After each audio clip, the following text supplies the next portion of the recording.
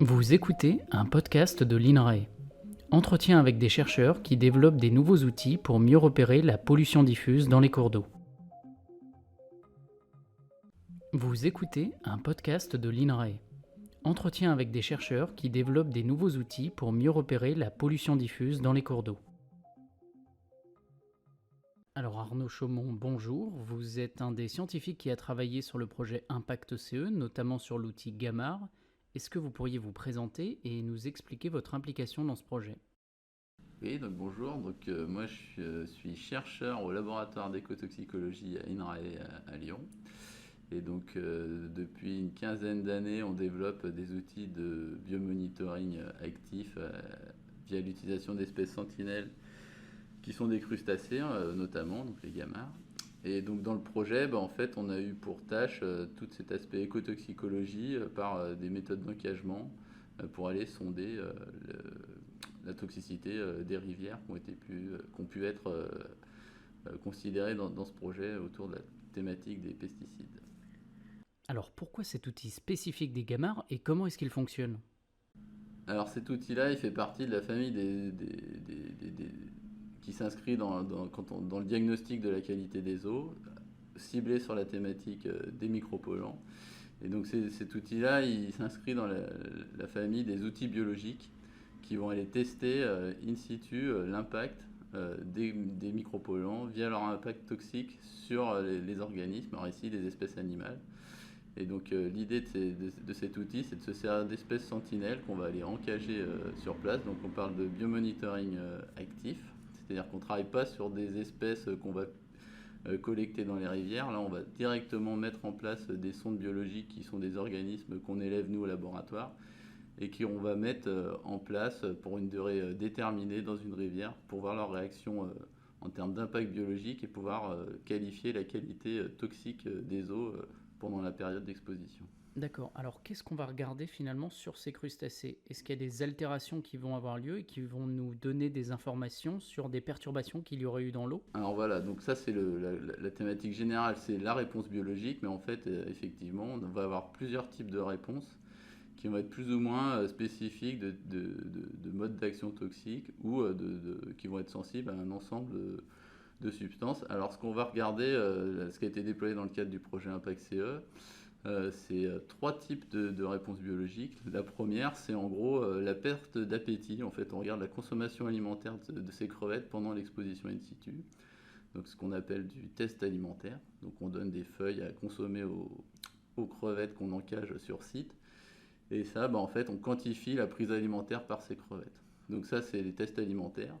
Le deuxième type de test, en fait, c'est en sortie d'exposition, on va doser, on va quantifier l'activité d'enzymes liée à l'activité nerveuse, en fait. Et ça, c'est ce niveau qu'on appelle l'acétylcholinestérase. Et ces enzymes dont on se sert comme biomarqueurs, en fait, vont nous indiquer des problématiques de neurotoxicité si les niveaux sont inhibés de ces activités enzymatiques.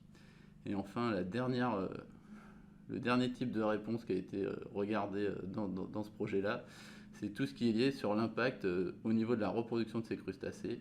Donc on regarde différents marqueurs de dynamique de pond, de mue, la production d'œufs par les femelles pendant l'encagement.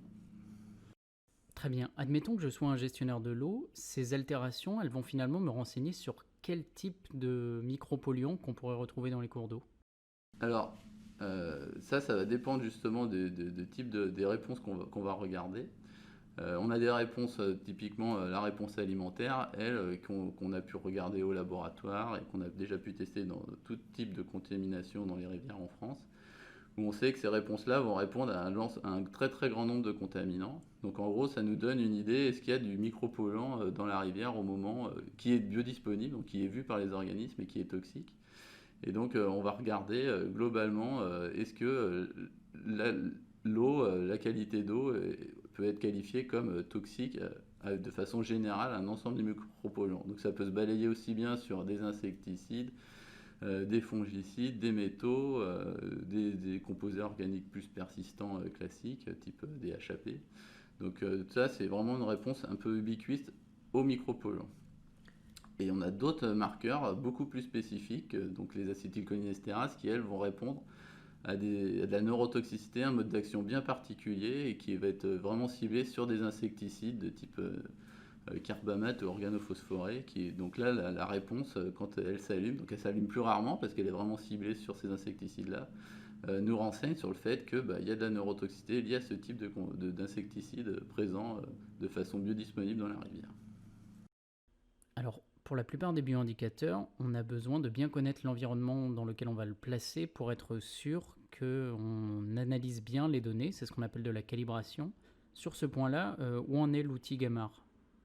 Alors, l'outil Gamar aujourd'hui, il a un peu d'historique et en fait, et notamment via des programmes de développement avec l'OFB depuis une dizaine d'années, on a pu établir justement des valeurs de référence. Et donc, en gros, c'est à peu près la même chose que quand vous faites une analyse de sang chez votre médecin. En fait, on ne va pas comparer à un témoin, on va comparer à des gammes de valeurs qu'on a obtenues sur une centaine de rivières. Aujourd'hui, on a plusieurs milliers de données sur différentes rivières, cours d'eau de France. Et donc là, il n'y a plus besoin de calibration sur ces réponses-là. En fait, on connaît les niveaux de réponse qu'on doit obtenir de façon dans des conditions non contaminées. Et même la calibration va aujourd'hui jusqu'à un niveau de gravité. Et en fait, on sait qu'on est dans les 10% de cas les pires observés en France ou dans la médiane de la toxicité observée ou alors dans des niveaux de référence. Donc là, il n'y a plus de calibration. Ces données-là, elles sont externes à l'expérimentation, donc il n'y a pas de calibration à refaire à chaque expérimentation. Alors on dirait qu'au niveau de la calibration, c'est effectivement un outil qui a plutôt de l'avance. Pour ce qui est de sa prise en main, de l'interprétation de ces données, de son utilisation, est-ce que c'est un outil qui est facilement déployable? Alors, en fait, il y a tout un savoir-faire autour de l'outil, si bien que quand ces développements ont eu un intérêt assez fort chez les gestionnaires il y a déjà une dizaine d'années, en fait, Irstea à l'époque et INRAE aujourd'hui, en fait, on a travaillé sur le transfert de ces technologies pour pouvoir l'offrir dans la sphère opérationnelle. Et aujourd'hui, donc, il y a un bureau d'études qui s'appelle Biomae, qui est issu du laboratoire d'écotoxicologie, en fait, et ce transfert de technologie. Et en fait, aujourd'hui, ce déploiement d'outils, il est vu comme de la prestation de service. Et en fait, aujourd'hui, n'importe quel gestionnaire peut appliquer ce type d'outils via une prestation de service pour analyser la rivière à un moment donné, en fait. Alors en tant que chercheur qui travaillait encore sur cet outil, quelles limites et quels avantages vous identifiez sur ce dernier et finalement quel développement à venir vous lui prédisez? Alors, les limites aujourd'hui qu'on pourrait avancer sur lesquelles on travaille, c'est justement, ça revient à la question de d'identification de certains contaminants. Alors, ce n'était pas l'objectif premier de ces outils-là. Ces outils-là, ils étaient vraiment pour qualifier. Ici, on a un problème de qualité de l'eau et pas un problème d'habitat, par exemple. Donc ça, on y répond très clairement avec des outils comme l'inhibition alimentaire, qui sont des réponses génériques. Par contre, on travaille de plus en plus sur justement des réponses qui sont spécifiques de certains types de substances.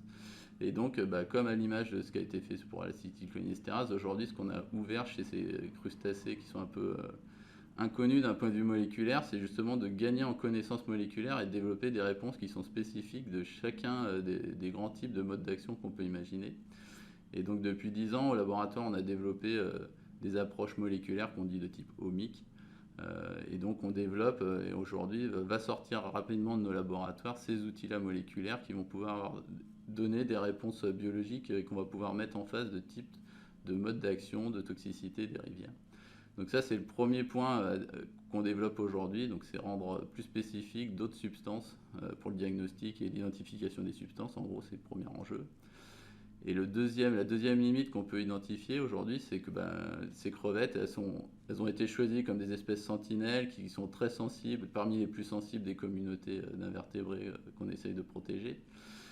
Par contre, elles ne vont pas complètement, en termes de sensibilité, répondre à l'ensemble des contaminants qui peuvent, par exemple, affecter les végétaux, qui peuvent affecter certains processus biologiques chez les poissons, par exemple.